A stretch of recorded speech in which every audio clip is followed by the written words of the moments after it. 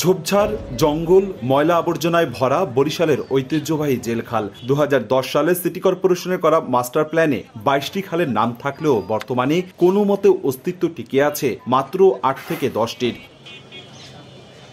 নগরবাসীর অভিযোগ, খালগুলো ভরাট থাকায় সামান্য বৃষ্টিতেই শহর জুড়ে সৃষ্টি হয় তীব্র জলাবদ্ধতার। এছাড়া সংকুচিত হয়েছে নদীর সঙ্গে খালের সংযোগও। এমন সমস্যায় বরিশাল জেলা প্রশাসন নগরবাসীকে সঙ্গে নিয়ে খালের পরিষ্কার পরিচ্ছন্নতা কার্যক্রমের কর্মসূচি হাতে নেয়। বৃহস্পতিবার সকালে মরকখোলার পোল অংশে বিভিন্ন সংগঠন এ কর্মযজ্ঞে যোগ দেয়। ধান নদী খাল এই তিনে বরিশাল, কিন্তু আজকে দেখা যাচ্ছে আমাদের যত খাল ছিল বরিশালে সবগুলোই মরে গেছে। খাল আমাদের এই শহরের প্রাণ, সেই প্রাণকে উজ্জীবিত করার জন্যই আমরা আজ সেই ময়লা পরিষ্কার করার মাধ্যমে আমরা একটি নতুন রূপান্তরের বার্তা ছড়াবো। এই পরিষ্কার করার পরে যেন পরিষ্কার অবস্থাটা বিদ্যমান থাকে, এটার জন্য আমাদের সচেতনতাটা ধরে রাখা। বরিশাল শহরকে জলাবদ্ধতা মুক্ত রাখতে হলে আমাদের খালটা খনন করা দরকার, খালটাকে আগাছা মুক্ত এবং দখল মুক্ত করা দরকার। এর আগে এমন উদ্যোগ নেওয়া হলেও সুফল ধরে রাখা যায়নি জানিয়ে সমন্বিতভাবে স্থায়ী সমাধানের তাগিদ পরিবেশবাদীদের।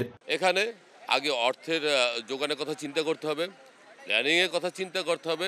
যদি এভাবে কিছু করা যায় তাহলেই মূলত এই খালের যে সংস্কার এবং বা খনন মূলত সফল হবে। আর দখলদারদের তালিকা ধরে ব্যবস্থা নেয়ার হুঁশিয়ারি দিয়ে দূষণ রোধে সবাইকে এগিয়ে আসার আহ্বান জানান জেলা প্রশাসক। জনগণ পরিষ্কার আবার আপনি আবারও সেই ময়লা এবং পলিথিন যদি আবার নদীতে আপনি ফেলেন, তাহলে আবার আগের অবস্থায় ফিরে আসবে। পরিচ্ছন্নতা অভিযানের অগ্রভাগে রয়েছে স্বেচ্ছাসেবী সংগঠন বিডি ক্লিন। এছাড়াও বিভিন্ন শ্রেণী পেশার 5 শতাধিক মানুষ এতে অংশ নেয় বলে জানানো হয়। অপূর্ব অপু, সময় সংবাদ, বরিশাল।